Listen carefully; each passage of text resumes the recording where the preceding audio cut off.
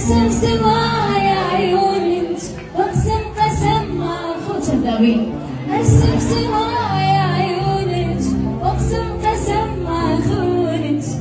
هل ممكن اكتب نزلك؟ غنوا وياي معنا والله.